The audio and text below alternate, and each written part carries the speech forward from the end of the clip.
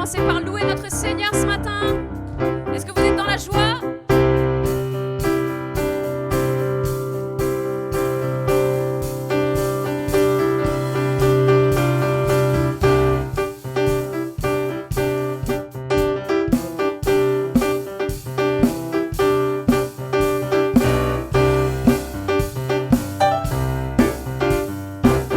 Assemblons-nous pour le louer, vers notre Dieu faisons monter nos voix.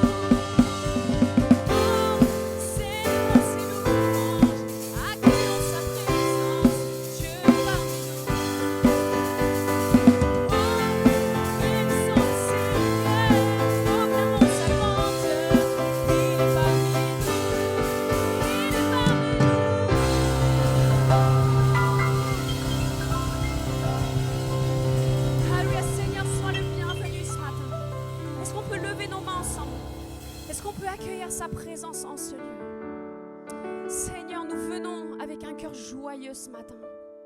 Nous venons célébrer tes louanges, bénir ton Saint-Nom, apporter notre louange, Seigneur, dans ta maison. Nous voulons être près de toi, Seigneur, ce matin. Nous voulons plus de toi, Seigneur, ce matin. Nous voulons connaître ton cœur. Nous voulons un moment avec toi, Jésus.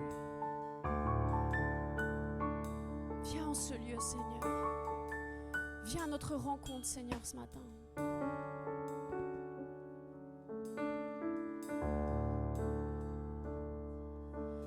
Je veux te connaître chaque jour un peu plus de toi, entrer dans ta présence et te louer. Chantons, je veux te connaître. Oui, je veux te connaître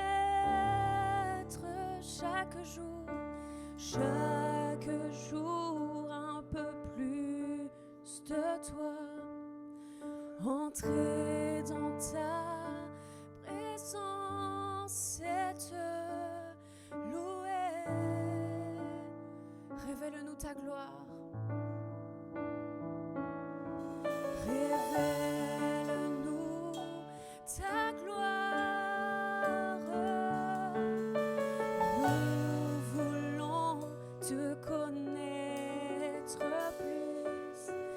Nous désirons ta présence, Jésus. À ce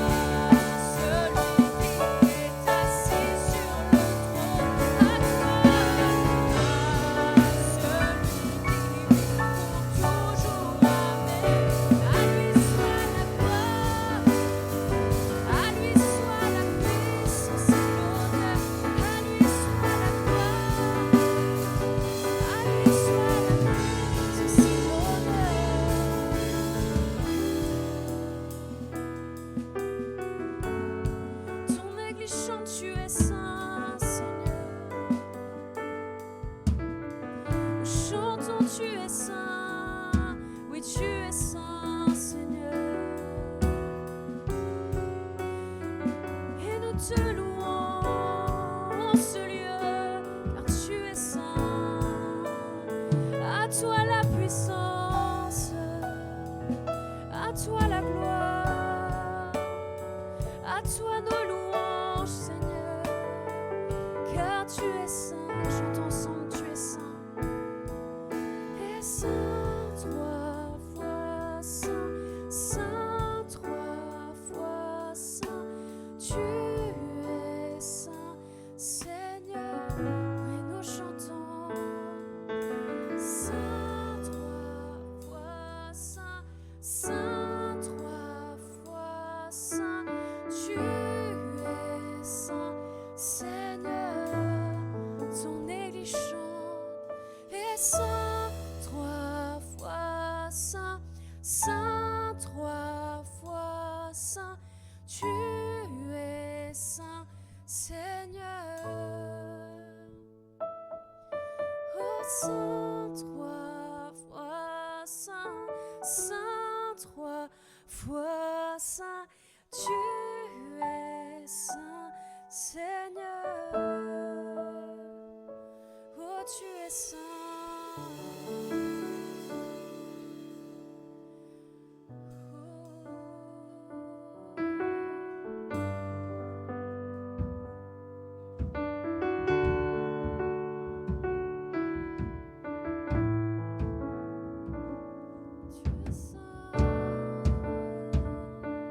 Tu es saint, nous voulons plus de toi, de ta sainteté.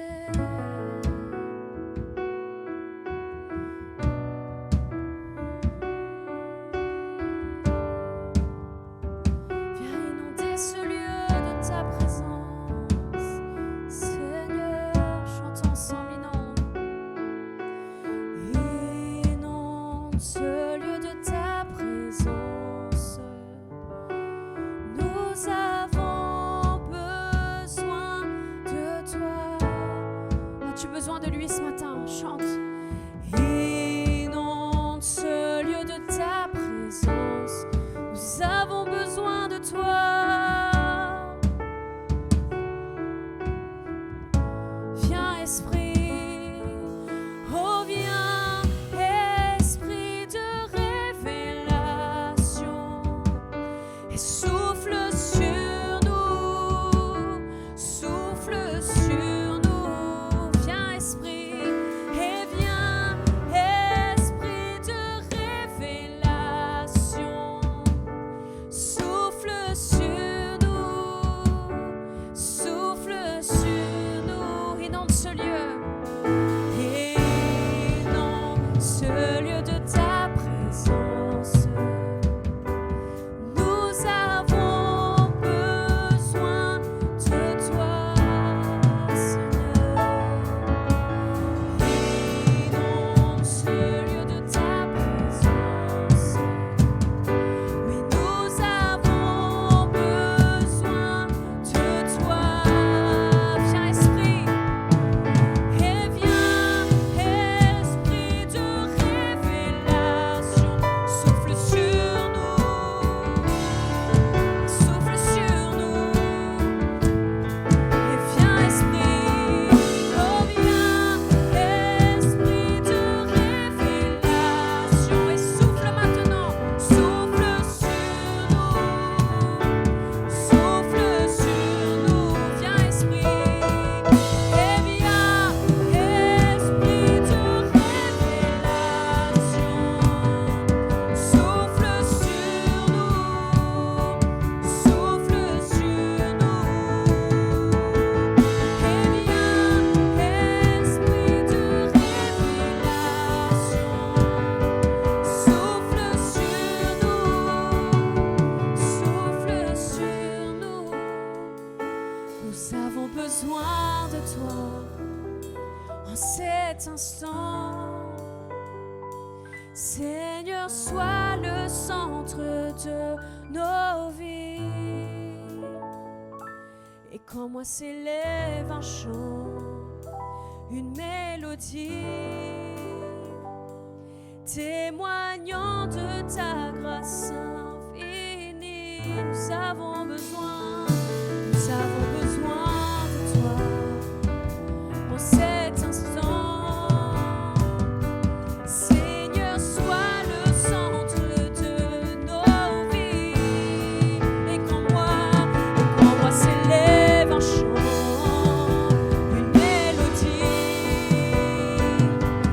témoignant de ta grâce infinie.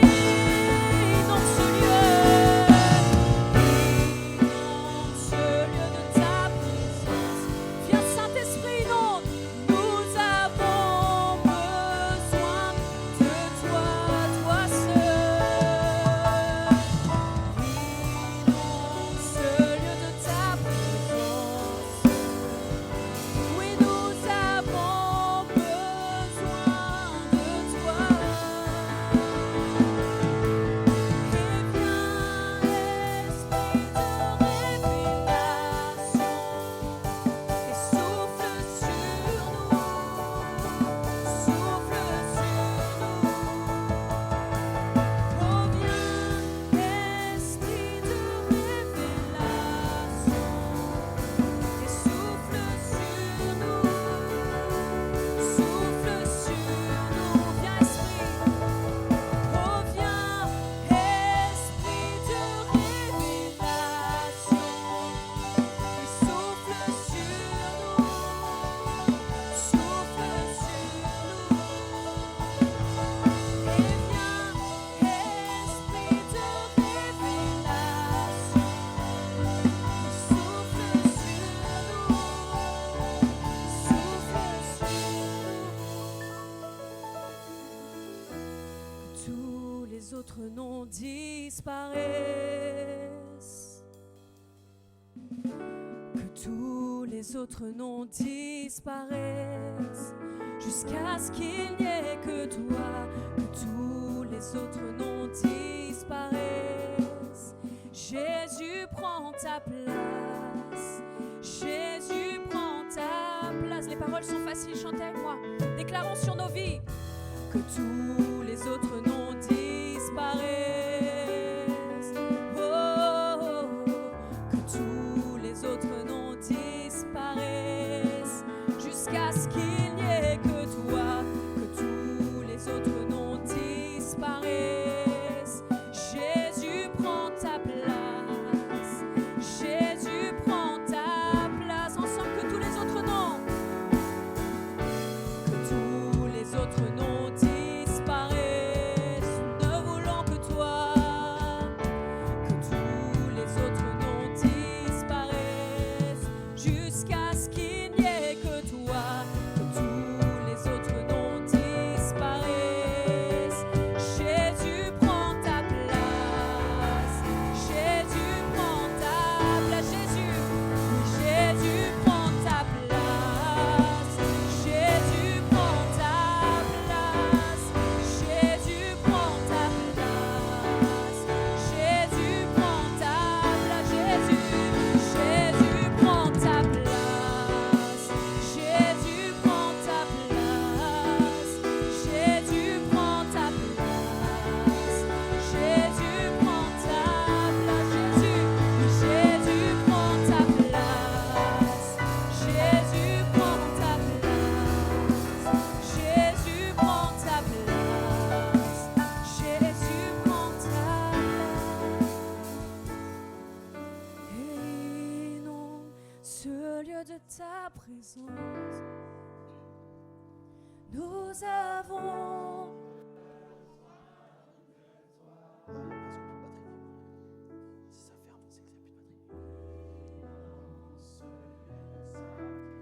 ton église te désire.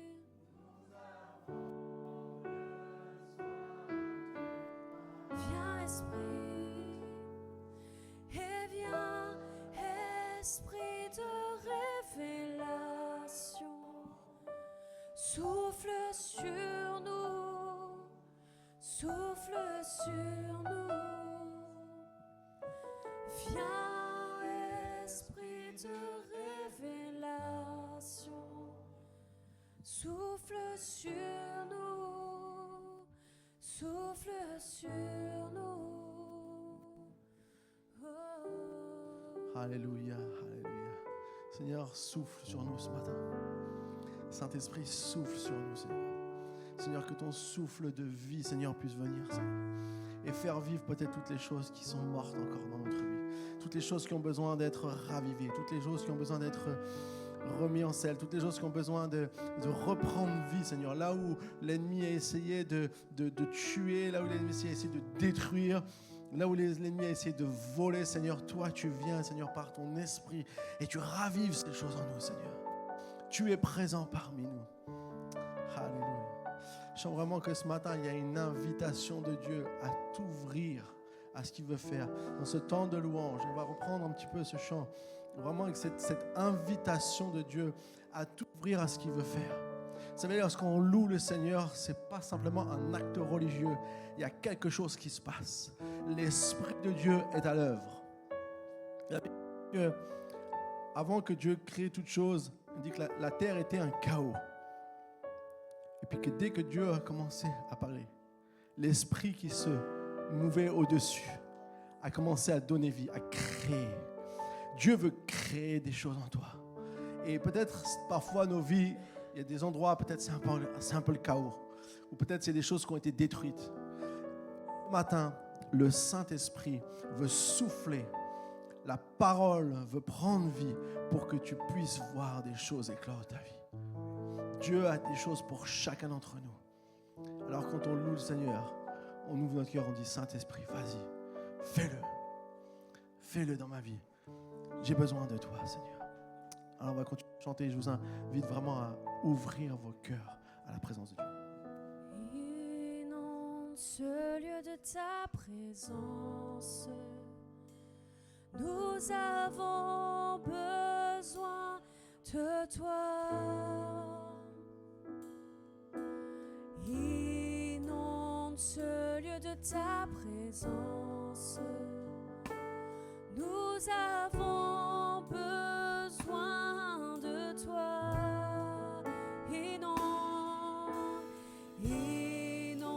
ce lieu de ta présence. Nous avons besoin de toi. Oh, inonde ce lieu de ta présence. Nous avons besoin de toi. Viens, Esprit, et viens, Esprit de révélation, et souffle sur nous, souffle sur nous. Viens, Esprit, et viens, Esprit de révélation, souffle sur nous, souffle sur nous. Viens, Esprit, oh viens, Esprit de révélation,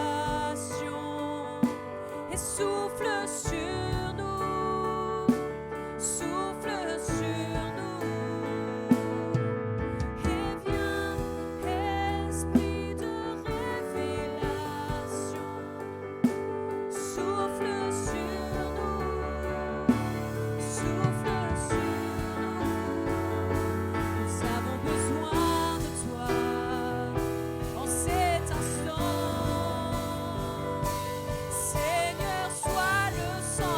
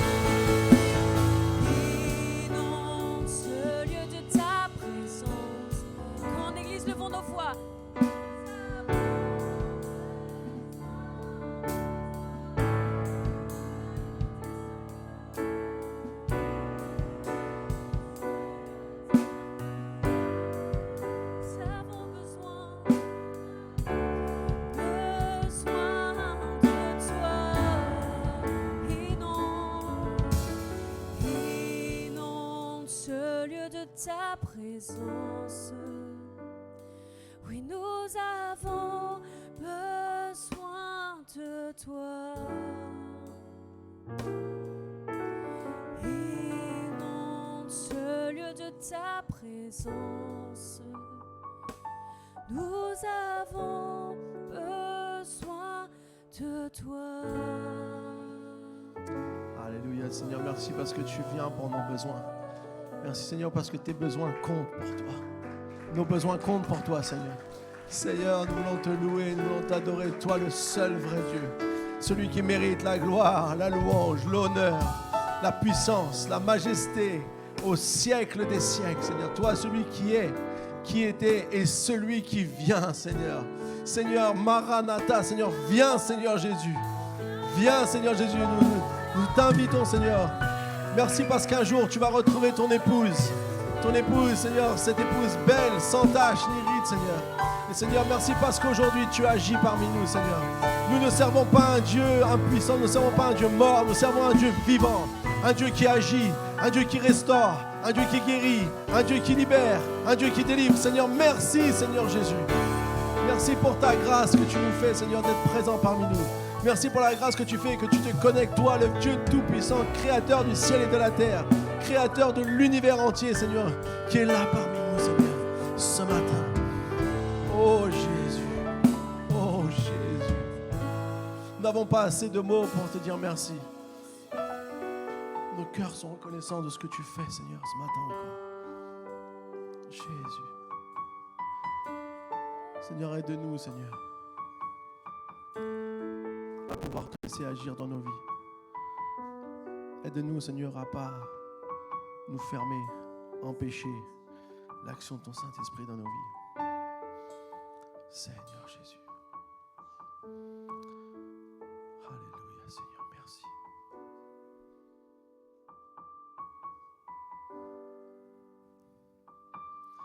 Il y a quelqu'un qui est venu ce matin à l'église avec cette attente que Dieu fasse quelque chose dans sa vie.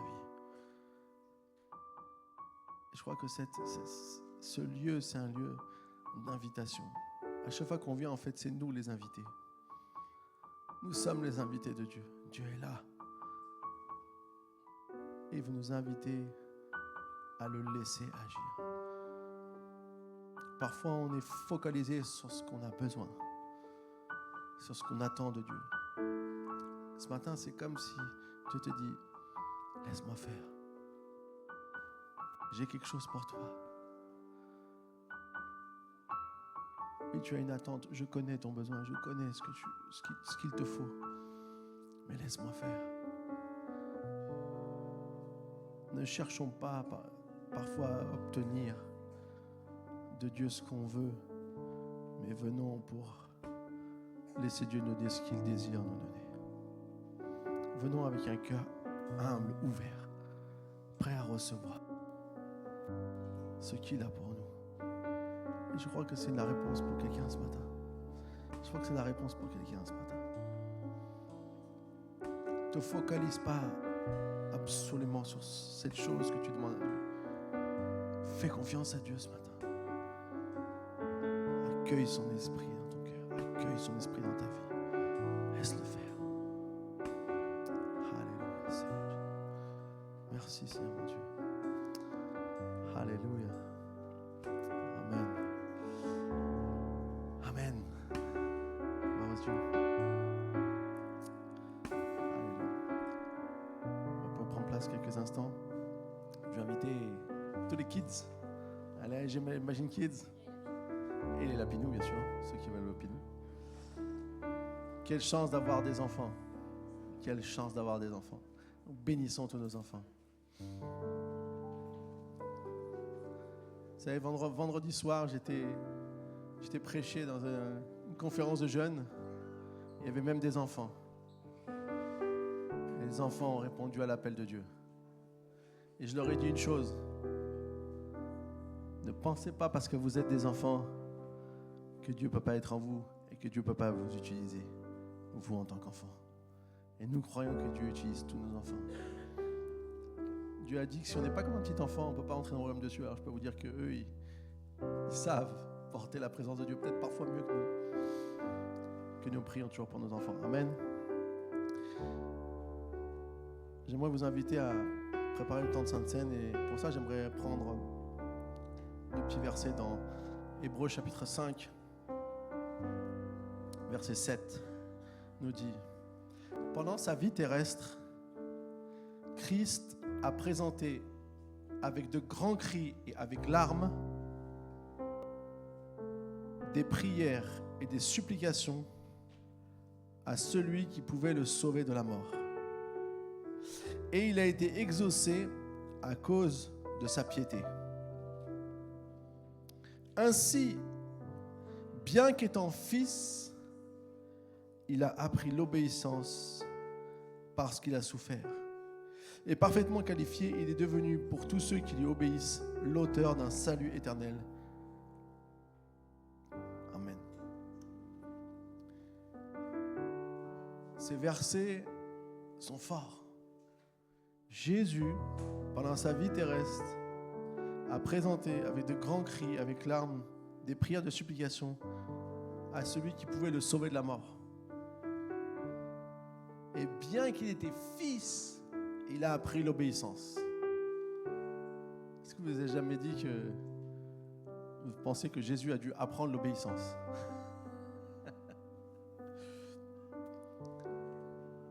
Chaque enfant doit apprendre l'obéissance. Tout parent sait qu'il faut apprendre aux enfants à obéir. Et parfois, ce n'est pas facile. Mais Jésus a appris l'obéissance. Alors, quand il nous a dit, pendant sa vie terrestre, il a présenté avec de grands cris et larmes des prières de supplication. Il y a une prière que Jésus a faite qui se trouve dans Matthieu 26. Peut-être, sûrement vous la connaissez.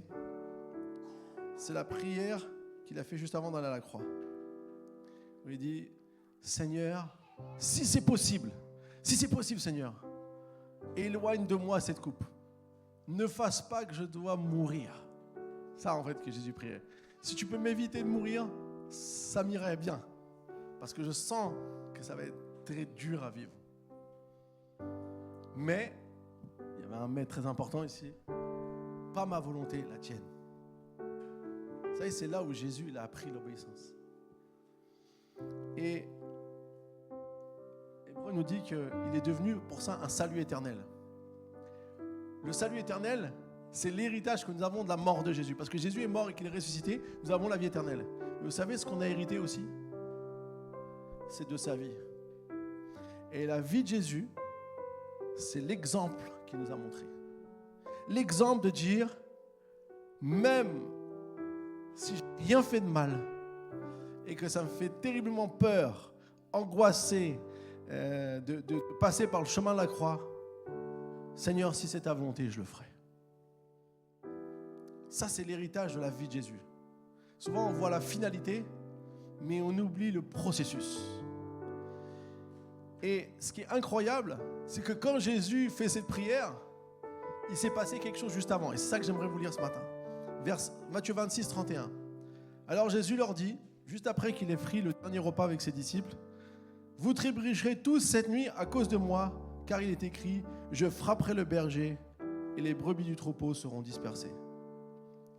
Mais après ma résurrection, je vous précéderai en Galilée. » Alors Pierre prit la parole et dit, « Même si tous trébuchent à cause de toi, ce ne sera jamais mon cas. » Et Jésus lui dit, « Je te dis en vérité, cette nuit avant que le coq chante, 3 fois tu me renieras. » Pierre lui répondit, « Même s'il faut mourir avec toi, je ne te renierai pas. » Et tous les disciples dirent la même chose. En fait, Jésus, là, il fait face à des gens qui disent, Jésus présente la volonté de Dieu et disent, « Non! Moi, ça ne m'arrivera pas. » Jésus a dit, « Vous allez tous trébucher. » C'était une parole qu'on trouve dans les psaumes. Ils vont frapper le berger, les brebis seront dispersées. C'est ce qui va se passer. Mais après, il y en a un qui dit, « Non, pas moi. » Et tous ont dit la même chose. En fait, ils ne sont pas d'accord à suivre la volonté de Dieu. Ils pensent que, non, eux, ils vont réussir. Les amis, le plus beau cadeau qu'on a lorsqu'on pense que Jésus est mort pour nous, c'est de comprendre qu'il a tout fait pour nous. Et que la meilleure chose que tu peux avoir dans ta vie, la meilleure chose que tu peux expérimenter, c'est de dire oui Seigneur, je m'ouvre à ta volonté. Seigneur, fais ce que tu veux. Ne retiens rien dans ta vie parce que tu crois que tu as quelque chose de mieux. N'essaye pas de faire ta propre vie à ta manière. Sois prêt à tout abandonner à Jésus. Il y a une invitation ce matin. C'est pas simplement on prend une sainte scène, les amis. Si on dit Seigneur, oui, je reconnais ce que tu as fait pour moi. Et comme Jésus, on apprend l'obéissance. On dit Seigneur, ok, je dépose tout.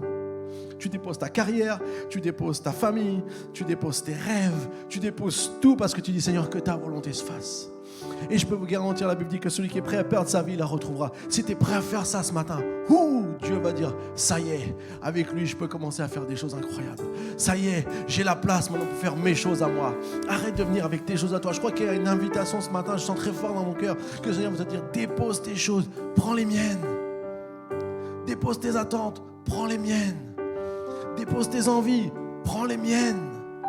C'est pas facile, ça fait mal, ça fait du renoncement, ça fait on doit abandonner des choses, ça fait on doit laisser des choses. Je sais pas ce que tu dois laisser ce matin, le Saint-Esprit va te le dire. Mais si tu es prêt à déposer ces choses et tu dis Seigneur, je prends les tiennes, la vie va être incroyable. Dieu a des choses incroyables pour toi. Et c'est l'exemple que Jésus nous a donné. Et c'est l'exemple qu'on est appelé à vivre ce matin. Amen. Alors quand on prend un Sainte Seine, je sais que c'est pas facile. Peut-être vous dites, je ne suis pas sûr d'y arriver. C'est pour ça que Jésus est mort. C'est pour toutes les fois où on pense qu'on ne va pas y arriver, qu'on se rappelle que lui, il a payé pour nous. Il a payé pour toi. Et avec ça, il a ouvert la porte au Saint-Esprit qui vient en toi et qui t'aide. La seule chose qu'on doit faire, c'est comme Jésus dire, ok Seigneur, non pas ma volonté, mais la tienne. Alors on va prendre la Sainte Seine.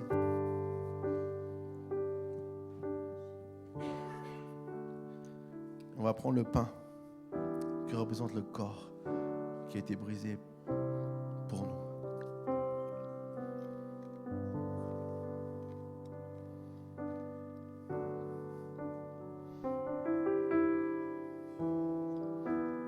On va prendre le vin qui représente le sang de Jésus.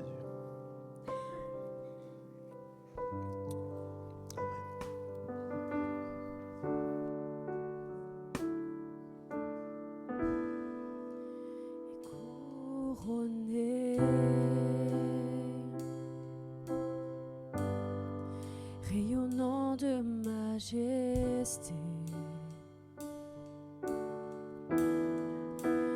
tout l'univers proclame ta grandeur.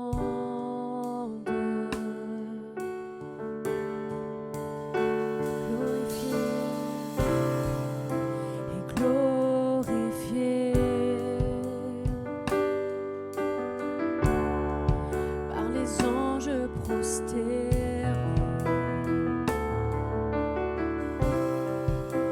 Tu es assis à la droite du Père.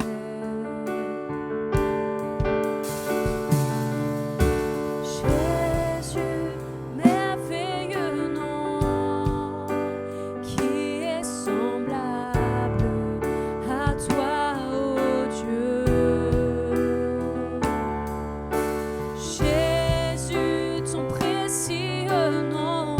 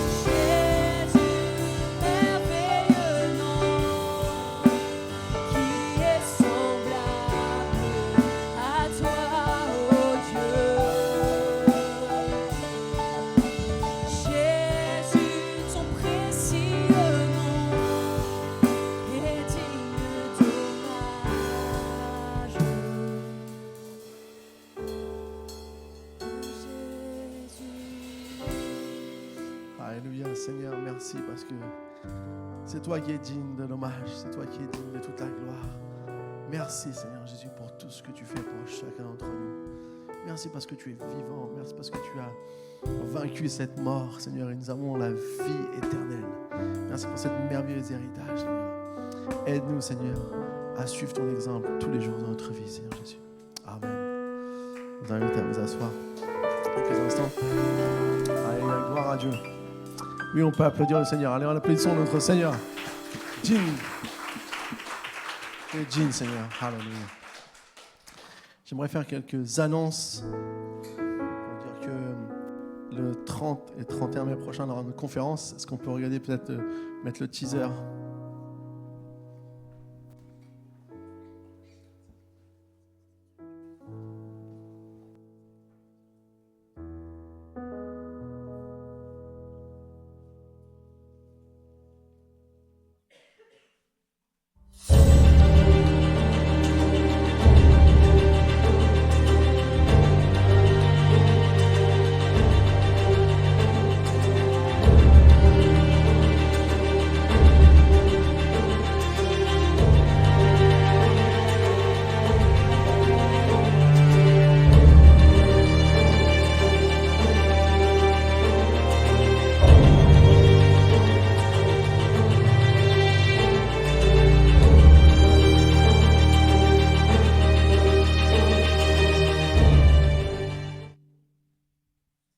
Amen. Oula. C'est la voix du ciel. Non, je veux vraiment vous encourager à participer à cette conférence. Vous savez, dans le cœur de Lida et moi, on a vraiment ce désir de pouvoir, comme si le Seigneur nous appelle à nous préparer pour le jour où le royaume de Dieu va venir. Parfois, on pense que c'est loin, et peut-être que ça peut être loin, on ne sait pas, personne ne connaît. Mais la réalité, c'est qu'on soit prêt. Vous savez, c'est quand vous avez passé votre bac, vous avez envie de connaître le jour et l'heure, parce que c'est très important. Mais surtout, vous avez envie d'être prêt. Quand Jésus va revenir, on ne connaît pas le jour et l'heure, mais surtout, ce qu'on a envie, c'est d'être prêt. Amen. Et je crois qu'il y a comme une attente de Dieu. Et ce n'est pas quelque chose de péjoratif. C'est pas, c'est souvent, parfois, on a une vision un peu... Oh, quand Jésus va revenir. Non, quand Jésus va revenir, ça va être le plus beau jour de notre vie. Que vous soyez vivant ou que vous soyez mort. Parce que si vous êtes mort, vous ressuscitez. Et si vous êtes vivant, vous allez avec Jésus. Donc, quoi qu'il arrive, ça sera le plus beau jour de notre vie. Et c'est pour ça que j'aimerais vraiment nous encourager. Cette conférence, elle a pour objectif qu'on puisse se retrouver ensemble. Dire, Seigneur, viens, on t'attend. On veut prier pour que tout ce qui doit se passer jusqu'à ce que tu reviennes, Seigneur, se passe. On veut être prêt à être des chrétiens qui ne vont pas avoir l'amour qui va se refroidir. Comme Jésus a dit, dans les derniers temps, l'amour du plus grand nombre se refroidira, mais ceux qui persévéreront jusqu'à la fin seront sauvés. Et nous, on va faire partie de ceux qui vont prêts à tenir. Même s'il y a des moments difficiles, on va se dire, Seigneur, on veut tenir. On va être ceux qui tu peux compter. Et c'est pour ça qu'on a appelé cette conférence Kingdom, qui veut dire royaume. Parce que son royaume ne sera jamais détruit. C'est la prophétie, c'est ce qu'on peut lire que Daniel a reçu. Son royaume ne sera jamais détruit. Va venir quelqu'un venir son royaume, mais son royaume ne sera jamais détruit. Amen. Donc, on vous invite à commencer à participer. Notre cœur, c'est que chaque année, on va pouvoir célébrer ça. On va pouvoir bâtir, voir Dieu agir. Et inviter les personnes. Vous avez le QR code, vous pouvez, sur le mur là-bas, à la sortie, vous pouvez inviter les personnes, envoyer le lien pour qu'ils viennent aussi, pour qu'ils puissent être encouragés par ça. Amen. Et c'est marrant parce que, Dieu n'a pas de... Il n'y a pas de hasard avec le Seigneur. Dieu nous a donné les paroles. Et je réécoutais, quand j'étais en Argentine, Dieu avait donné une parole. Il avait dit, voilà, Dieu avait dit qu'on allait développer l'institut public. Moi, à l'époque, quand on commençait à enseigner, c'était même pas ce que j'avais vraiment... j'avais des désirs, mais je ne vous voyais pas du tout à la hauteur. Mais pourtant, Dieu nous a sollicité, il nous a encouragés, il nous a boostés, on a commencé à le faire.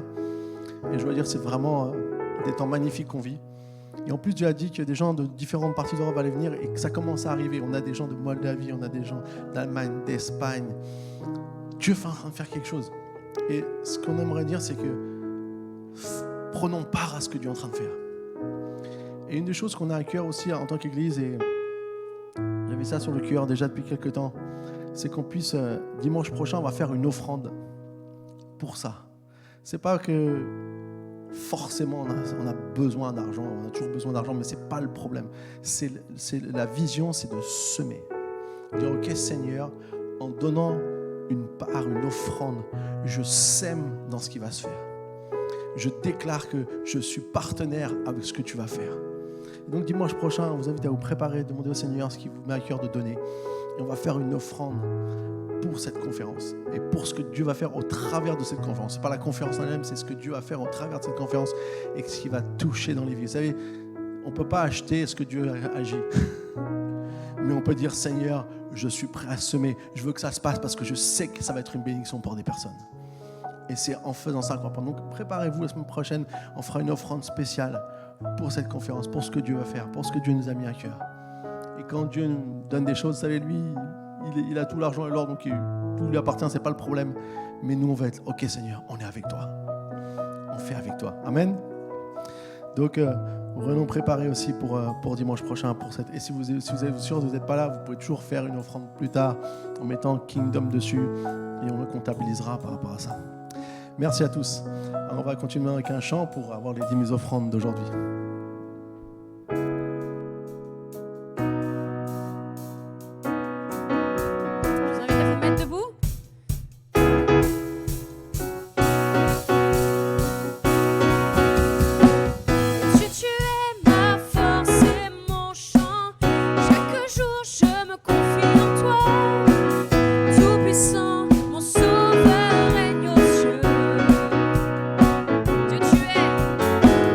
Dieu, tu es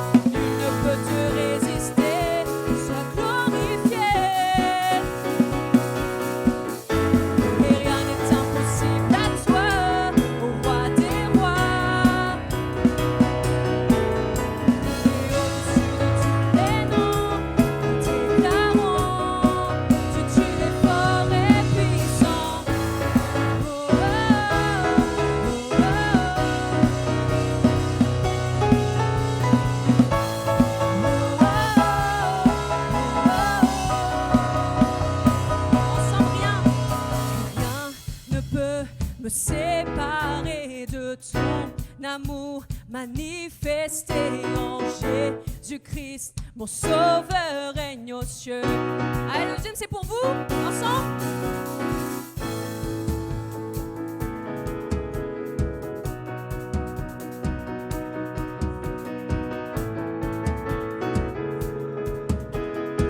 Allez, est-ce qu'il y a des femmes dans la salle? On chante Rien ne peut. De ton amour manifesté en Jésus-Christ, mon sauveur règne aux cieux. Est-ce que les hommes, vous allez faire mieux? Ensemble, rien ne peut.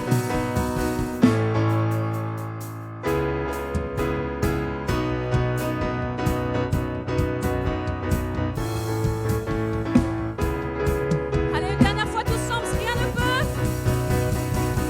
Et rien ne peut me séparer de ton amour manifesté en Jésus-Christ, mon sauveur règne aux cieux. Et je suis venu pour te rencontrer, pour proclamer à vous église. Nul ne peut te résister, sois glorifié, Dieu tu es. Et rien n'est impossible à toi, au roi des rois, car tu es. Et au-dessus de tous les noms, nous déclarons que tu es fort et puissant. Alléluia, gloire au Seigneur.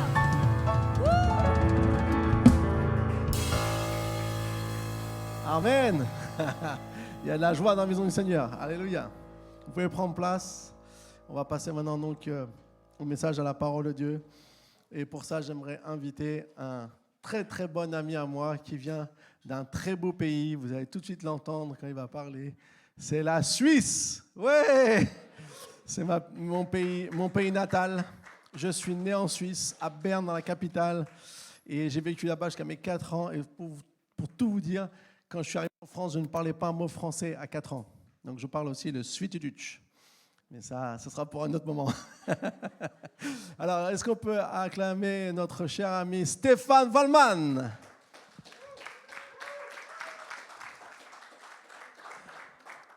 En fait, il est là parce qu'on a fait un congrès, peut-être que vous avez participé, qui s'appelle La Place, où il y avait des gens de tous les différents milieux évangéliques, toutes les organisations qui sont là, qui présentaient des stands. Il y avait une conférence pour les leaders de jeunes dans le parc floral de Vincennes, à Bois de Vincennes, à Paris.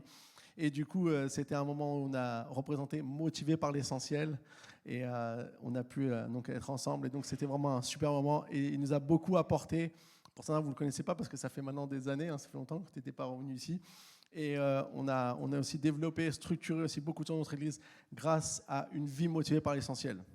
Peut-être qu'un jour, on refera la campagne pour tout le monde. Amen. Merci Stéphane.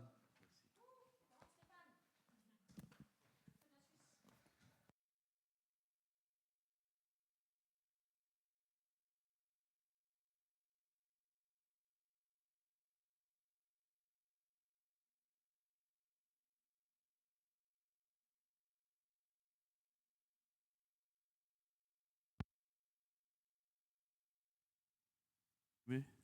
Ah.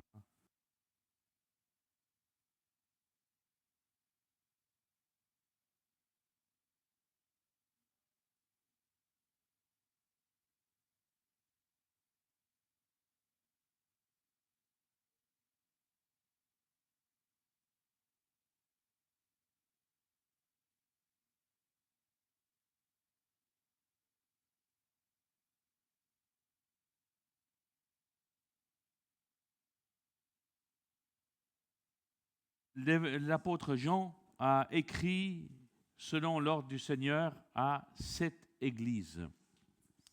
Et d'ailleurs, dans l'église où je suis en Suisse, il y a 2 ans, on a fait une campagne pour savoir... est-ce que c'est affiché, le PowerPoint, s'il vous plaît?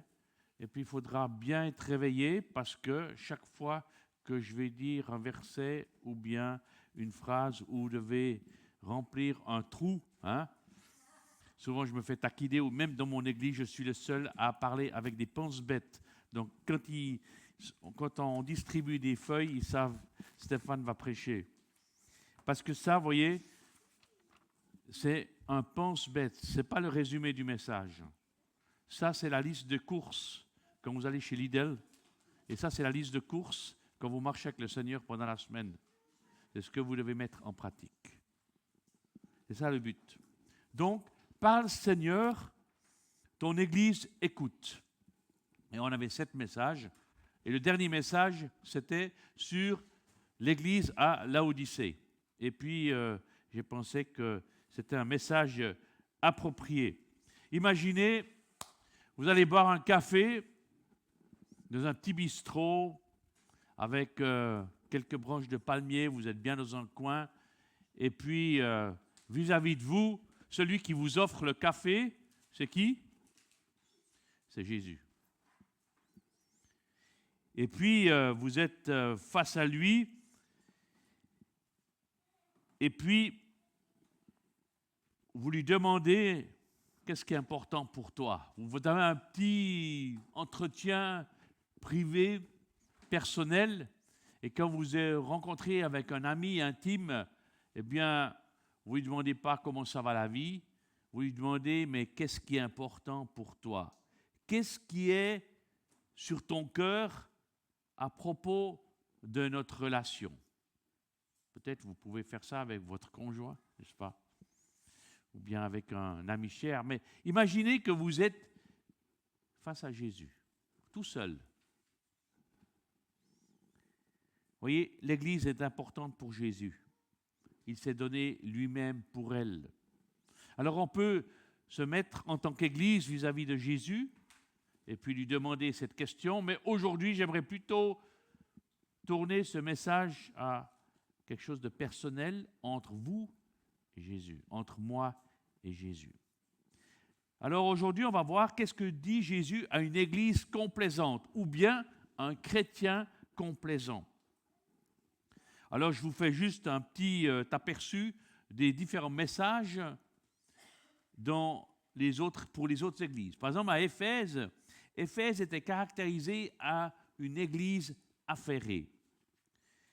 Et Jésus lui dit, mets la priorité au bon endroit. N'oublie pas les choses importantes. Qu'est-ce que Éphèse avait oublié?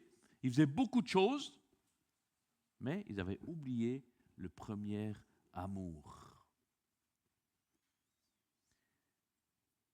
Il disait, Jésus, qu'il y a une relation qui est vraiment plus importante que même toutes les choses que tu fais. Souvent, on fait beaucoup de choses pour Dieu, mais qu'est-ce qui est important? C'est la relation d'amour.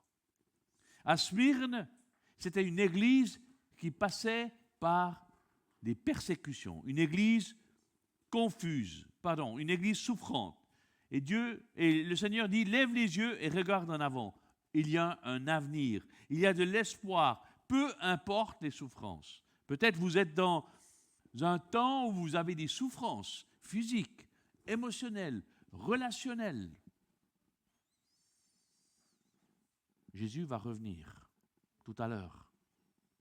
Eh bien, il y a un avenir. Regardez en haut. Nous sommes des privilégiés. À la place, il y avait la fête des 70 ans, on dit en France, 70, nous on dit 70, c'est plus facile, 70 ans de porte ouverte. Il paraît qu'il y a 14 millions de chrétiens qui sont persécutés aujourd'hui. Par exemple, au Cachemire, en Inde, au Pakistan, au Soudan et dans beaucoup d'autres endroits.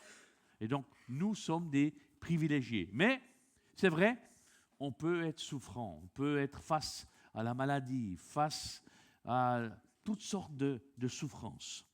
À Pergame, c'est une église confuse. Reconnais que tes doutes sont le fruit de tes relations. Le fait de tolérer laisse place à un champ de bataille. Vous savez, on ne peut pas servir... Pardon, j'ai fait une erreur là. Le choix de nos relations va beaucoup déterminer la vérité que nous laissons entrer ou pas dans nos vies. Souvent, on a des relations, vous savez, il faut choisir. Dis-moi qui sont tes amis et je te dirai qui tu es. À Thyatire, il dit ce que je dis, Jésus a une église tolérante. Reste mal à l'aise avec tout ce qui viole les Écritures. Le fait de tolérer l'espace, un champ de bataille. On ne peut pas servir deux maîtres. Il faut choisir. Sardes, c'est une église mourante. N'abandonne pas, réveille-toi. Regarde qui je suis et ce que je peux faire de ta vie. La Philadelphie, c'est la seule église où il n'y a pas de remarques négatives. Mais ce que dit Jésus à une église de croissance, c'est cherche ta force et tes opportunités en Jésus-Christ et pas en toi-même. Et puis on vient à Laodicée, ce que dit Jésus à une église complaisante. En fait, c'est dans cette église, on a 7 secrets pour la croissance et le changement. Alors, qu'est-ce que dit Jésus à Laodicée, une église complaisante? Tout va bien. Il n'y a pas de mal, il n'y a pas de bien. Tout va bien, relax, cool, everything is okay. Aujourd'hui, c'est ça, hein? Tout est OK. Vois ton besoin comme jamais auparavant. Vous allez dans la rue, vous pouvez aller demander qu'est-ce que vous avez besoin. Non, j'ai besoin de rien. Vous savez, quand les gens souvent disent j'ai besoin de rien, tout va bien, c'est aussi un peu de l'orgueil. Parce qu'on a tous des besoins. Mais quelquefois, on ne connaît même pas nos besoins les plus profonds. Et Dieu doit nous les révéler. On a demandé, esprit de révélation, viens, on a besoin de toi. Donc, c'est affiché là. Ah, mais il est très fort. Voilà. Alors, ceux qui sont un peu complaisants, ceux qui sont davantage ennuyés que bénis lorsqu'on va à l'église. On regarde la montre, puis on dit, ouais, bon, OK, il y a encore 20 minutes. Et puis, en fait, on vient à l'église, et puis on est un peu ennuyé. On dit, bon, on lit la Bible le matin, et puis on dit, bon, ben, je lis la Bible parce que, voilà, il faut lire la Bible, ou bien on lit le calendrier, et puis, en fait, on est ennuyé, on pense à autre chose. Ça m'arrive aussi à moi. Ou bien on est dans un groupe, dans une étude biblique, ou bien même lorsqu'on chante. Et puis, des fois, on se dit, mais ces gens-là, ils sont étranges, ils lèvent les mains, ils sont à fond pour Dieu, pour Jésus. Puis moi, ça ne me touche pas. Les autres prennent la scène, ils sont là dans vraiment, on voit, ils ont une relation avec Jésus. Puis moi, je prends la scène et puis ça ne me touche même pas. J'entends parler de Dieu, je lis la Bible, j'entends les messages, mais bizarre. C'est quoi? C'est eux qui sont différents? C'est eux qui sont bizarres? Ou bien c'est moi qui est bizarre? C'est eux qui sont un peu allumés? Hein, des fois, on dit, ah ouais, le gars, il est un peu allumé. Hein? Ou bien c'est moi qui suis allumé, ou je suis éteint. Donc, on est complaisant. Donc, comment Jésus répond à notre besoin?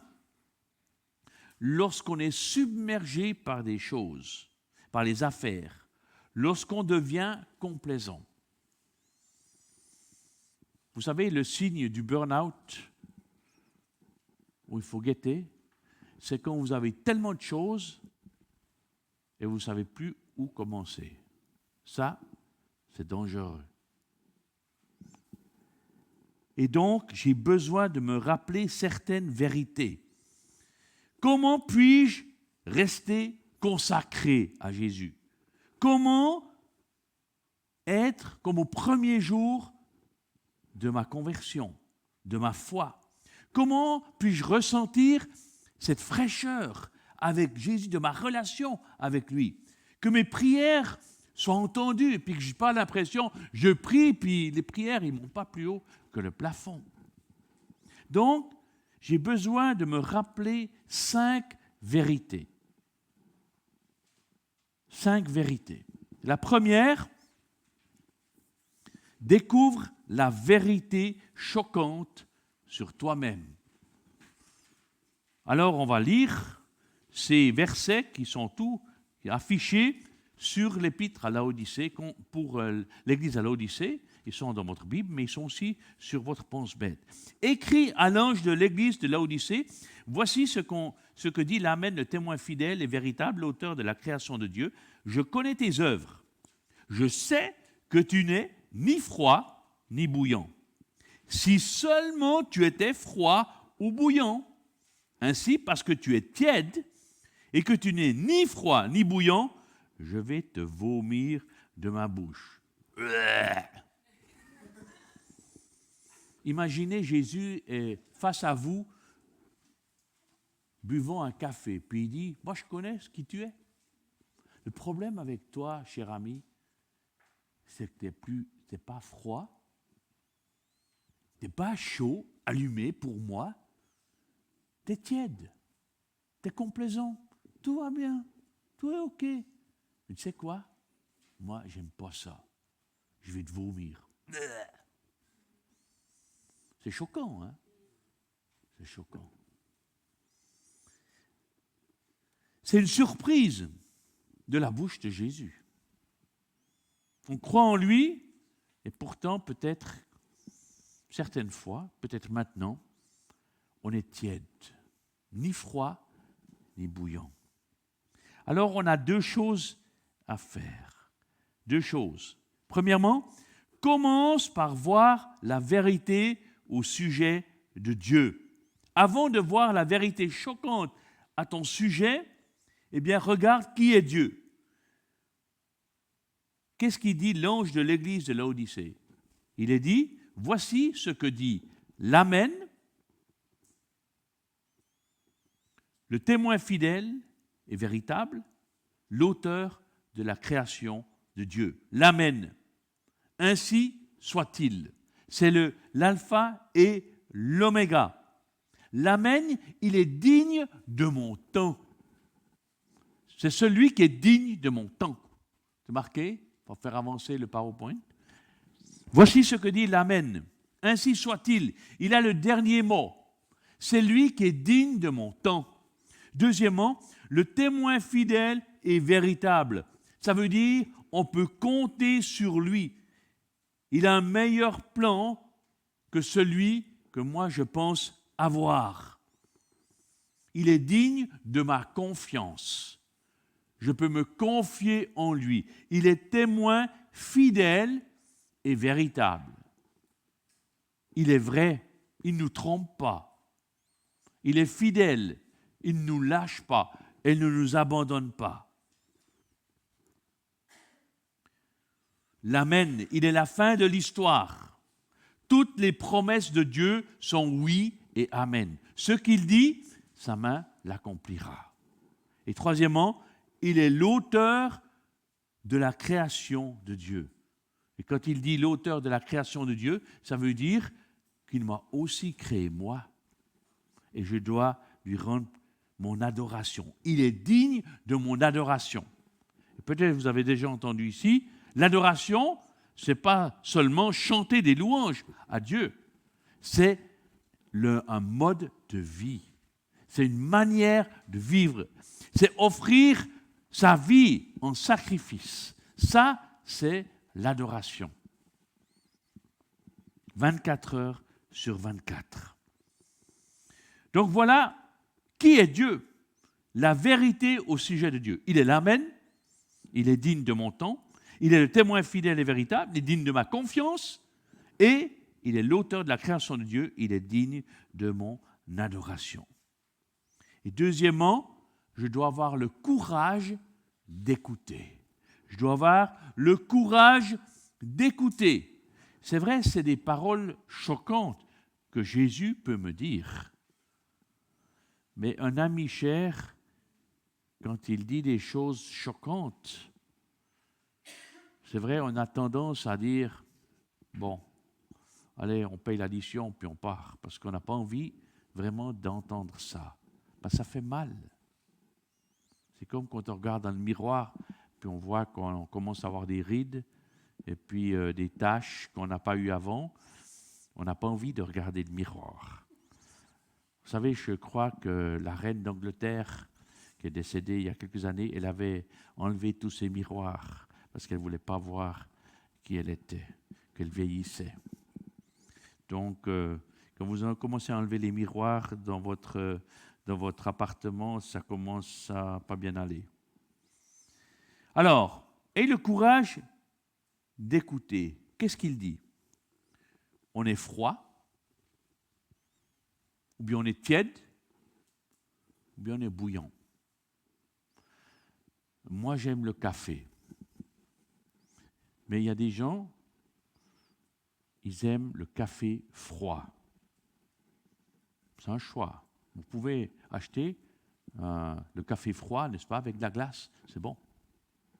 En été, ça fait bien. Moi, j'aime le café bouillant. Je me souviens quand ma grand-mère habitait avec nous en Suisse, eh bien, on faisait le café. Et vous savez, on avait à ce moment-là, des cafés Nespresso ou bien Senso, ça n'existait pas. C'était les cafés filtres. Vous savez ce que c'est? Les trucs, bon, c'est pas bon le café là, mais voilà. Café filtre, il y a beaucoup de caféine là-dedans. Alors, on faisait le café, ça traîne après le dimanche, après le repas, et puis mon père, il lisait la Bible.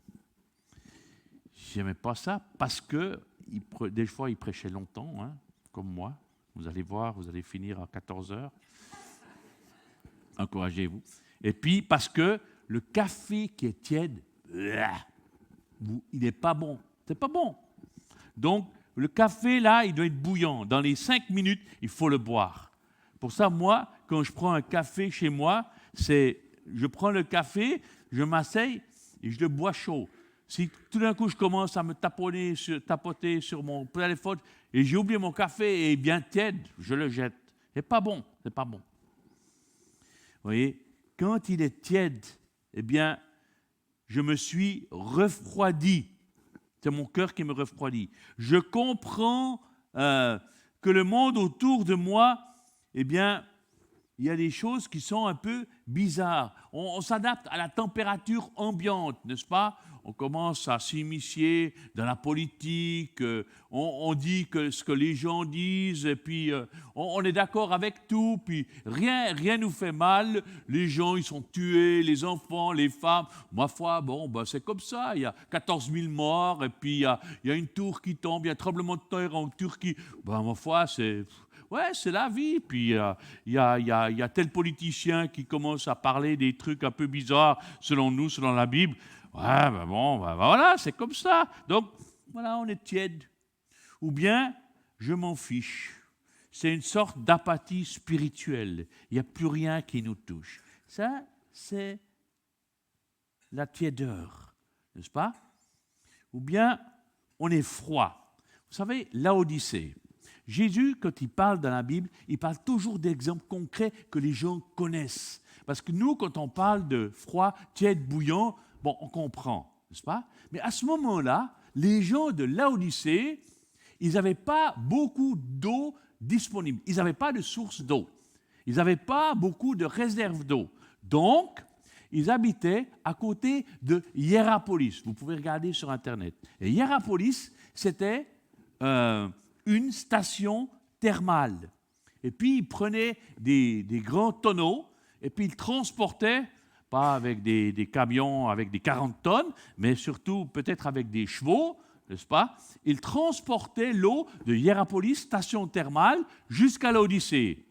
Et puis, elle était comment l'eau à l'Odyssée quand ça venait? Tiède. Ou bien, ils allaient à Colosse. Et là-bas, à Colosse, il y avait des sources d'eau chaude dans la terre. Et ils ont construit un aquéoduc, vous savez ce que c'est? Des gros tuyaux qui arrivaient jusqu'à l'Odyssée. Comment était l'eau qui arrive à l'Odyssée? Tiède. Donc vous voyez, les gens qui étaient à l'Odyssée, l'Église, ils ont tout de suite compris quand Jésus parle que vous êtes tiède. Ben ouais, nous on sait ce que c'est de l'eau tiède, n'est-ce pas? Donc, ou bien on est bouillant, on est vibrant, passionné pour Jésus, on sait à quoi s'en tenir. mais pas si on est tiède. Donc, on doit avoir une stratégie pour être chaud. Qu'est-ce que je fais? Si je suis refroidi, eh bien, la stratégie, c'est je peux mettre l'eau chaude dans le thermos. C'est comme quand vous allez dans une conférence et vous êtes à bloc, Jésus, alléluia, tout. Vous mettez l'eau dans le thermos, c'est bien chaud. Mais souvent, le thermos, est-ce que l'eau reste chaude? Après quelques heures, c'est plus bon. Ou bien il y a des gens, ils connaissent, surtout aux États-Unis, ils font ça, et je hais ça. Ils prennent le café froid, et qu'est-ce qu'ils font? Ouais, mais c'est dégueulasse. Excusez-moi. Non, il ne faut pas m'offrir ça. C'est pas bon, n'est-ce pas? Donc, vous avez un temps avec le Seigneur et vous êtes basé, vous vous basez en fait sur votre propre énergie, n'est-ce pas? Vous voulez suivre Jésus avec votre propre énergie. Mais ce n'est pas bon. La seule chose que c'est bon, c'est quoi? Quand vous avez une plaque chaude et vous mettez la casserole ou la théière dessus, vous avez une flamme dessus, c'est connecté directement à la source d'énergie. C'est que vous êtes connecté à l'Esprit Saint, à Jésus. Alors, deuxièmement, il faut admettre ton besoin désespéré de Dieu. Il est dit, en effet, tu dis, je suis riche, mais je me suis enrichi et je n'ai besoin de rien. Et tu ne sais pas que tu es malheureux, misérable, pauvre, aveugle et nu. Nous pensons avoir répondu à nos propres besoins par les richesses, ce que nous acquérons. Vous pouvez écrire par les richesses, ce que nous acquérons. Voilà, on a acquis des connaissances bibliques, n'est-ce pas? Donc, on a fait l'IBN, on a fait la théologie, on a lu des livres, on a acquis de la richesse, donc on est bon. On a un titre, voilà. Ou bien, par exemple, par des règles. C'est ce que nous exigeons. Nous, on lit la Bible tous les jours. Voilà. Donc, on est bon, on est un bon chrétien. Ou bien, on va au culte tous les dimanches. On va dans un petit groupe. On a des règles. On ne va pas dans les bars. On ne boit pas d'alcool. On ne va pas voir les prostituées. On ne va pas voir des mauvais films. On est coupé des réseaux sociaux. On a certaines règles. Et puis c'est là, des fois, on les impose même à notre progéniture ou bien à nos proches. Et puis on dit, ça, on est bien comme ça. Ou bien de la connaissance, la façon de nous informer. Ou bien des relations. C'est désirer avec qui nous voulons être. Il y a des gens, ils cherchent toujours à avoir une photo avec des bons évangéliques, n'est-ce pas, avec des apôtres, avec des prédicateurs, et puis ils disent, moi je connais tel et tel, moi je connais tel et tel, mais moi je vais avec ce genre de gens, n'est-ce pas? Donc, c'est nous qui choisissons avec qui nous voulons être. Et puis à ce moment-là, on pense qu'on est bien, on va dans tel type d'église, donc nous on est bien. Ou bien des accomplissements. La façon dont nous aspirons à des buts. Si seulement je pouvais atteindre cela, ce serait ma vie. Si je pouvais être un pasteur, voilà, je suis arrivé. Ou bien si je pouvais être engagé comme missionnaire dans une mission. Alors là, voilà. Mais en fait, on a un besoin désespéré de Dieu. On pense qu'on n'a pas besoin. Mais en fait, Jésus dit, tu ne sais pas que tu es malheureux, tu es nu, tu es pauvre, tu es misérable. Malheureux, misérable, pauvre, aveugle et nu. Plus nous pensons être autonomes, plus nous devenons sans le savoir. Vous pouvez écrire malheureux, misérable, pauvre spirituellement, aveugle, je ne vois pas la vérité en face, et nu. Alors, vous voyez, quand on met le café sur la plaque, eh bien, c'est la deuxième loi thermodynamique. Tout système clos appauvri, à moins qu'on ait une source extérieure. Si vous gardez le chaud quelque part, si vous n'avez pas une source qui vous chauffe, eh bien, ça s'appauvrit. Donc, on doit être connecté. Alors, troisièmement, va vers Jésus seul pour répondre à tes besoins les plus profonds. Va vers Jésus seul pour répondre à tes besoins les plus profonds. Quand Jésus dit, voilà l'Amen, le témoin fidèle et véritable, l'auteur de la création de Dieu, voilà ce qu'il te dit. Tu n'es ni froid, ni tiède, ni bouillant, mais tu es tiède en fait, tu es tiède. Eh bien, je vais te vomir de ma bouche. En fait, tu crois que tu es riche, tu crois que tu n'as besoin de rien, mais en fait, tu ne sais pas, tu es malheureux, tu es pauvre, tu es misérable, tu es nu. Alors, cher ami, écoute-moi. C'est choquant ce que je t'ai dit, mais tu sais quoi? J'ai un bon conseil à te donner. Je te conseille. Jésus ne dit pas, je t'ordonne maintenant, je te commande. Il dit que je te conseille. C'est un conseil d'un ami. Qu'est-ce qu'il dit? Je te conseille donc d'acheter chez moi de l'or purifié par le feu afin que tu deviennes vraiment riche. Des vêtements blancs afin que tu sois habillé et qu'on ne voit plus ta honte et la honte de ta nudité, ainsi qu'un remède à appliquer sur les yeux afin que tu vois. Autre chose. Laodicée était connue pour trois choses. Non seulement ils avaient de l'eau tiède, mais en plus, Laodicée, c'était un centre bancaire. Ils avaient beaucoup d'or. C'était des gens de business. Donc, quand Jésus dit « je te conseille d'acheter de l'or », ah ouais, nous on a de l'or à Laodicée. Donc, oui, c'était l'or. C'était la justice de Dieu, on verra tout à l'heure. Deuxièmement, ils étaient connus pour un centre de production de laine noire, fine et coûteuse. C'était connu pour ça. C'était un centre de mode, Laodicée. Et puis troisièmement, ils étaient connus pour avoir des fabriques de pommades pour guérir les gens de la cécité. Ils mettaient une certaine pommade sur les yeux et puis ça permettait aux gens de ne pas avoir de lunettes, parce qu'à ce moment-là, il n'y avait pas de lunettes. Donc, ils étaient connus pour ces trois choses.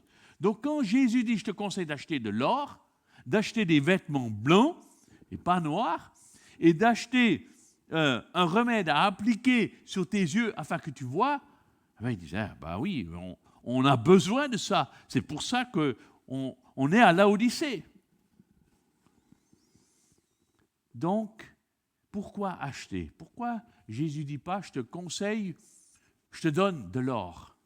Parce qu'il faut une volonté. Il veut nous impliquer dans la recherche pour avoir de l'or. Ça coûte quelque chose. Il faut se consacrer à lui. L'or purifié par le feu. Les besoins élémentaires de base, c'est quoi? Premièrement, le repos, l'eau et le pain, la nourriture. Il est dit dans Matthieu 11, verset 28, « Venez à moi, vous tous qui êtes fatigués et courbés sous un fardeau, et je vous donnerai du repos. » Le dernier jour, le grand jour de la fête, Jésus debout s'écria, « Si quelqu'un a soif, qu'il vienne à moi et qu'il boive. » Jésus leur dit, « C'est moi qui suis le pain de la vie. Celui qui vient à moi n'aura jamais faim, et celui qui croit en moi n'aura jamais soif. » Vous voyez, Jésus donne le repos, Jésus donne de l'eau, et Jésus donne du pain. Alors Jésus savait qu'il recherchait un sens à la vie. C'est pour ça qu'il dit, il faut acheter. Alors, au travers, certains cherchent de l'importance à la vie au travers des divertissements ou par le succès. Alors, d'où me vient le sens de l'importance? D'où me vient le sens de l'importance? Est-ce que le sens de l'importance me vient de Dieu, parce qu'il m'a créé, parce qu'il me veut? Comment je gère mes succès? Si on me dit, ah, t'as bien prêché, elle dit, hey, regardez, je suis bien, hein? Non. Mon succès, comment je le gère?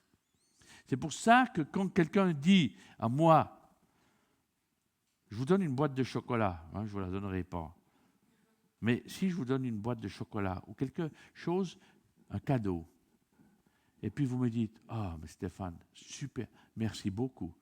Qu'est-ce que je dis? Qu'est-ce que vous dites? Qu'est-ce que vous dites? De rien. C'est rien? Ah ouais, de rien, de rien. Vous savez quoi? C'est presque un mépris, ça. Ça veut dire, en fait, ça ne me coûte rien.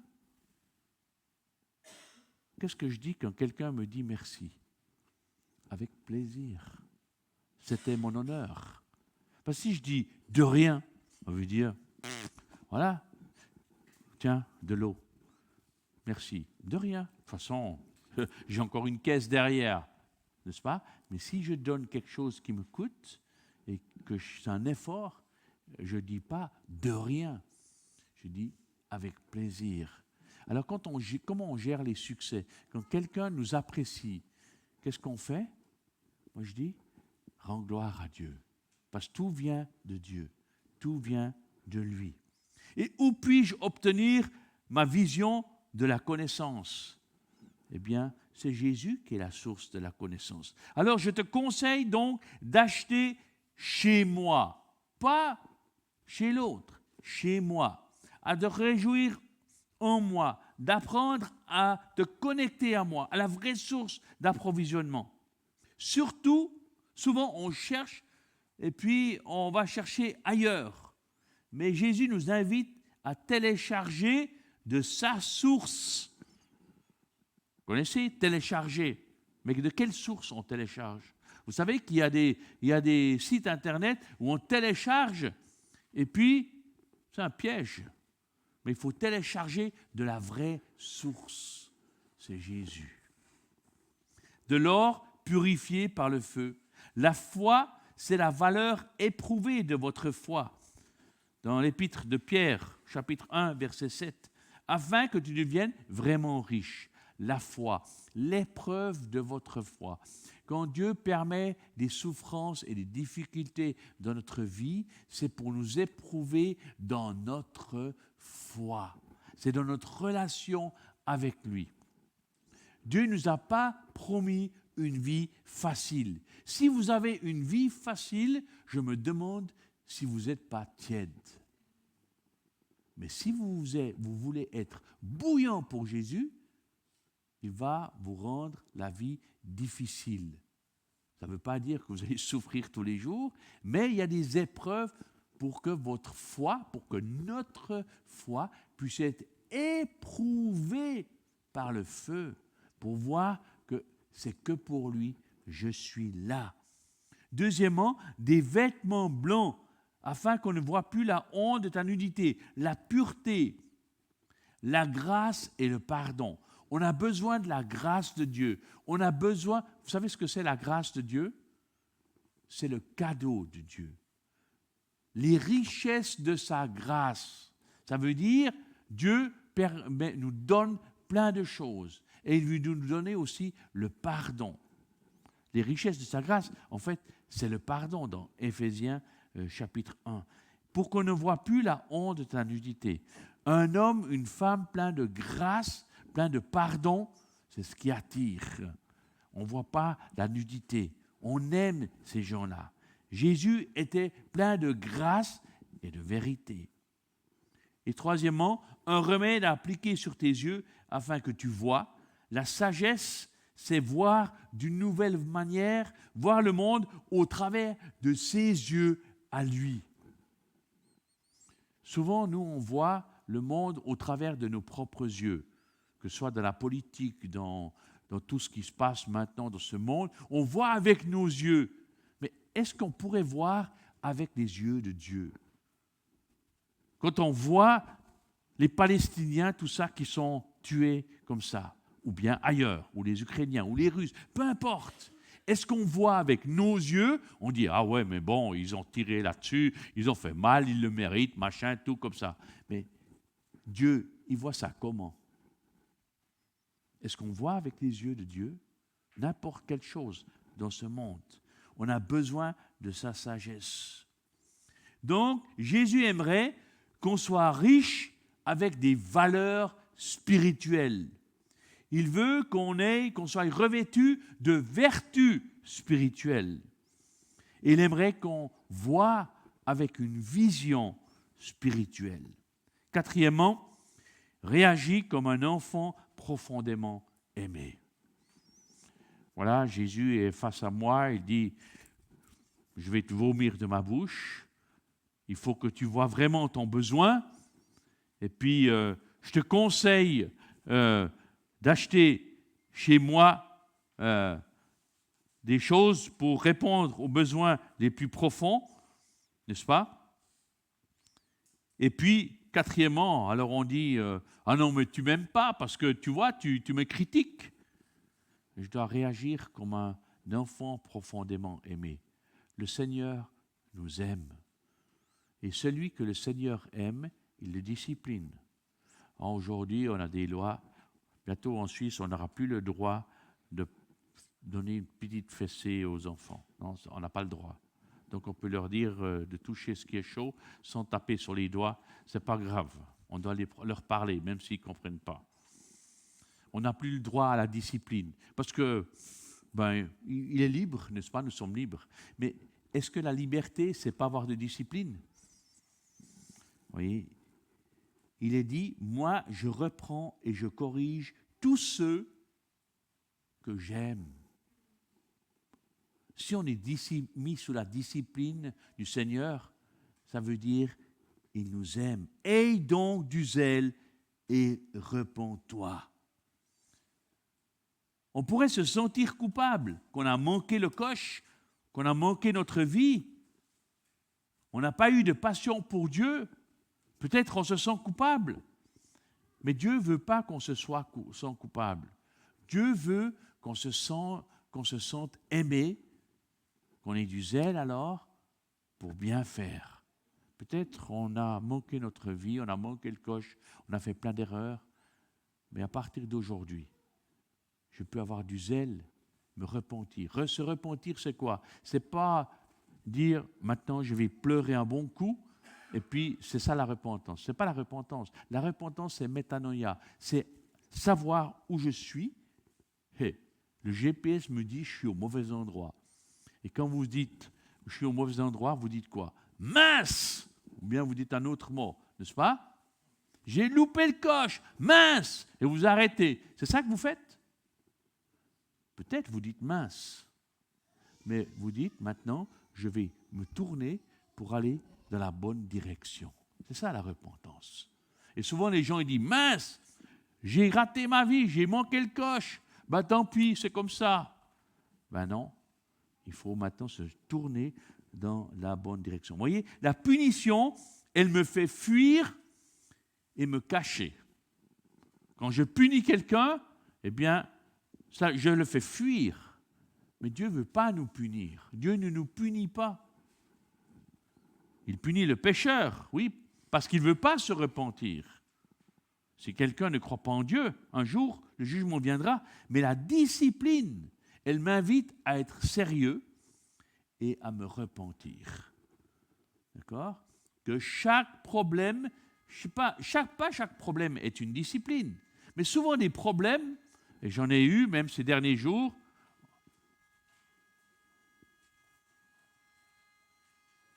C'est quoi?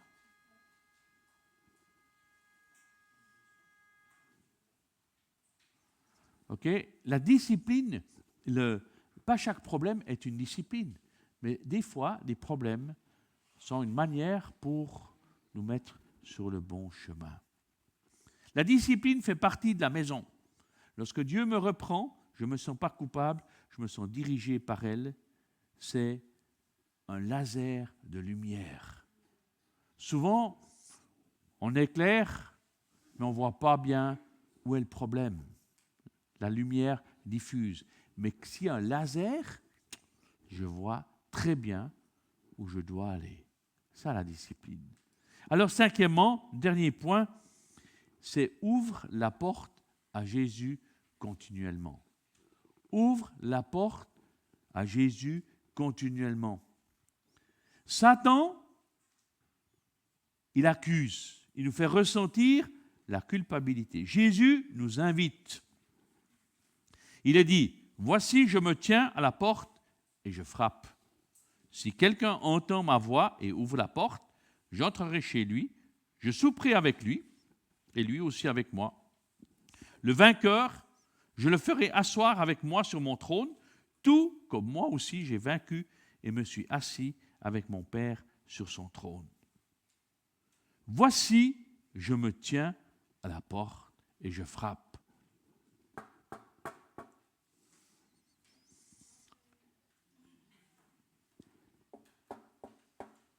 Je me tiens à la porte et je frappe. Hé, tu veux ouvrir maintenant? Ouvre la porte! Vous avez déjà eu ça? Vous avez eu des enfants que vous avez dit, va dans ta chambre, et puis ferme la porte à clé, ou bien ils mettent une chaise devant. Vous avez déjà eu ça? Non? Oh, vous avez des bons enfants. Moi, j'ai eu ça. J'ai 2 garçons. Ils sont grands, ils ont plus de 30 ans. Mais un des garçons, il était très fort. J'ai envoyé dans sa chambre, et puis il fermait la clé, ou bien il mettait des livres devant, je ne pouvais pas entrer. Puis des fois, vous devez partir, vous voulez faire les choses, et puis vous insistez. Mais Jésus, il se tient à la porte. Il ne fracasse pas la porte. Il se tient à la porte et il frappe. Et il attend. Il ne dit pas, ouvre la porte. Il ne casse pas la porte. Il pourrait. Mais il se tient à la porte. Il ne gueule pas. Il se tient à la porte. Il est patient. Et il frappe. Si quelqu'un entend ma voix, la voix du bon berger, et ouvre la porte, j'entrerai chez lui. Pour le punir? Non. Pour le discipliner? Non. Je souperai avec lui et lui avec moi. Le vainqueur, je le ferai asseoir avec moi sur mon trône, tout comme moi aussi j'ai vaincu et me suis assis avec mon Père sur son trône. Vous avez bien lu? Le vainqueur, je le ferai asseoir avec moi sur un trône. Non, sur mon trône, sur le trône où est Jésus. Comme moi, je suis assis avec Dieu sur son trône, avec mon Père. Alors, il frappe avec amour, de façon vulnérable.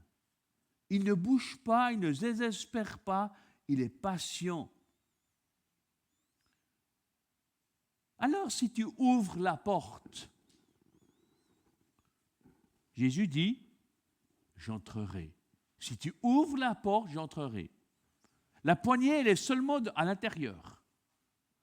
Jésus ne peut pas ouvrir la porte. Il ne peut pas forcer. Il ne met pas le pied comme ça dans la porte que vous devez ouvrir. Mais il toque, il frappe. Il sait qu'on est à l'intérieur. Que ressent-il? Il ne crie pas, il ne brise pas la porte, il continue de frapper. La puissance de Dieu est démontrée pas seulement en ce qu'il fait, mais en ce qu'il choisit de ne pas faire. Beaucoup de gens sont dans des difficultés aujourd'hui, des croyants. Dieu pourrait faire plein de choses, mais Dieu laisse la possibilité d'ouvrir la porte à chacun d'entre nous. Si nous ne voulons pas, Jésus dit, je me tiens à la porte et je frappe. Il est patient. Alors, dans quel domaine de votre vie, de notre vie, devons-nous laisser entrer Jésus? Dans quel domaine? Peut-être, vous ne croyez pas en Dieu et vous devez l'accepter, accepter Jésus comme votre sauveur personnel. Mais peut-être, c'est dans votre vie sexuelle que vous devez inviter Jésus à entrer. Peut-être c'est dans votre vie relationnelle, avec vos parents, avec votre famille, avec vos proches. Peut-être c'est dans votre vie professionnelle que vous devez laisser Jésus entrer. Peut-être c'est dans votre vie financière. Peut-être c'est dans votre vie de loisirs. Vous voyez, on a plusieurs domaines de notre vie. Certains disent on a 9 domaines dans notre vie. Et Jésus veut qu'il soit le maître dans tous les domaines. Chaque domaine de notre vie, on a une porte. Ah, ça c'est chez moi. Ça c'est ma vie de loisir. Ah, ça c'est ma vie financière. Ah, ça c'est ma vie professionnelle. Ah, ça c'est ma vie de relation. Là, tu ne touches pas. Ça, oui, mais pas l'autre. N'est-ce pas? Et Jésus veut qu'il entre dans chaque domaine de notre vie. C'est un ami rempli de tendresse qui frappe. Il n'est pas en colère, il est insistant. Quel est le domaine que vous souhaitez ouvrir la porte? Je vous invite à prier.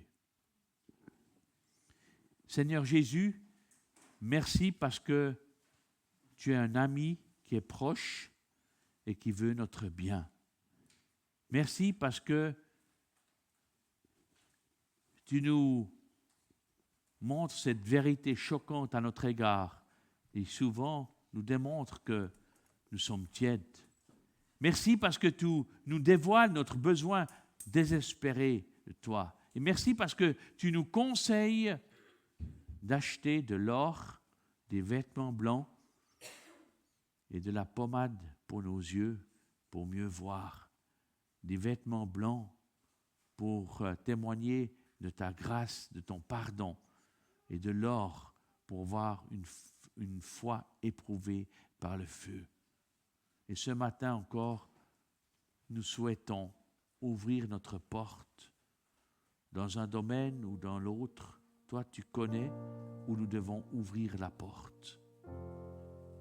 Nous voulons te laisser entrer et nous voulons t'inviter à notre table pour que tu puisses souper avec nous et que nous puissions manger avec toi et que nous puissions être assis sur ton trône, pas sur notre trône, mais que nous puissions être assis avec toi sur ton trône, parce que nous voulons que toi, tu règnes dans tous les domaines de notre vie.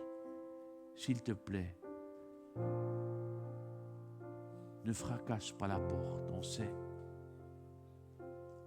Nous aimerions entendre ta voix et nous aimerions te laisser entrer. Merci d'agir par ton esprit et que nous puissions aller maintenant pour cette semaine avec toi et te laisser agir, te laisser être le maître de tous les domaines de notre vie. Nous avons demandé cela en ton nom. Amen. Le Seigneur vous bénisse.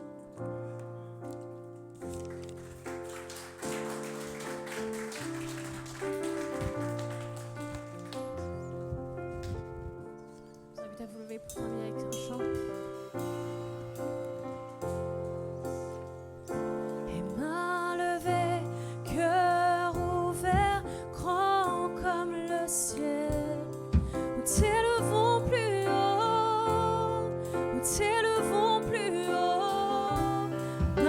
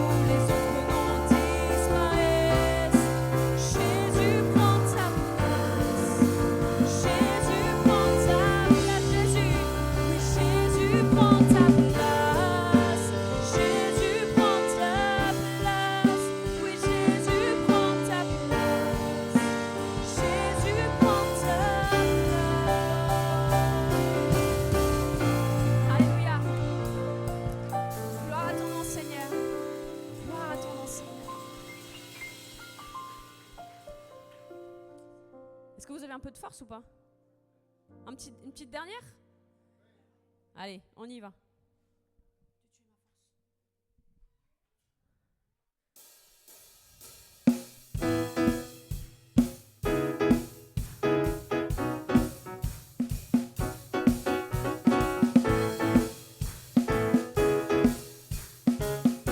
Attention, on chante ensemble, hein.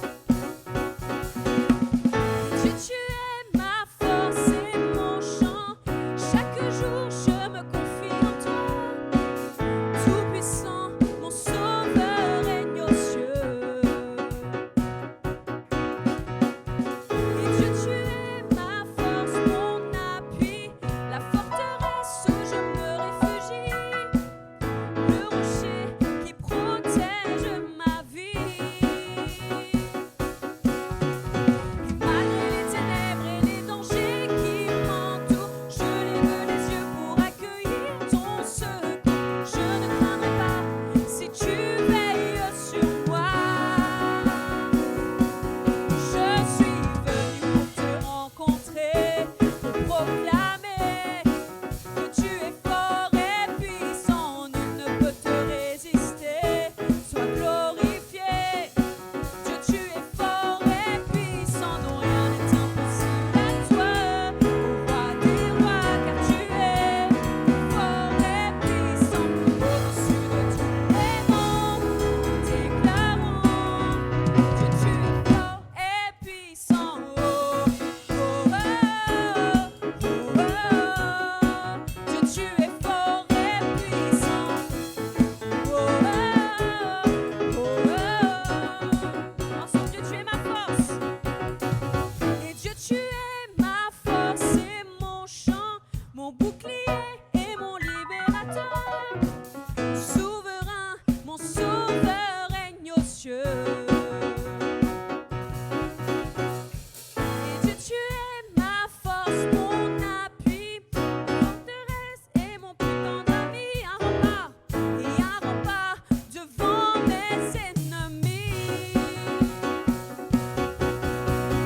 Malgré les ténèbres et les dangers qui m'entourent, je lève les yeux pour accueillir ton amour.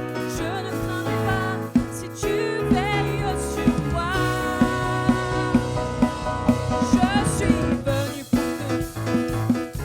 pour proclamer que tu es et nul ne peut te résister. Sois glorifié car tu es. Non, rien n'est impossible à toi, au roi des rois. Dieu, tu es fort et puissant, au-dessus de tous les mondes, nous déclarons. Rien ne peut me séparer de ton amour manifesté en Jésus-Christ, mon sauveur règne aux cieux. Non, rien, et rien ne peut me séparer de ton amour manifesté en Jésus-Christ, mon sauveur règne aux cieux. À vous!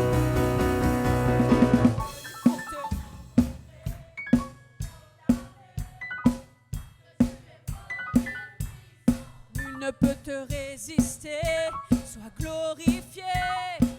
Dieu, tu es. Non, rien n'est impossible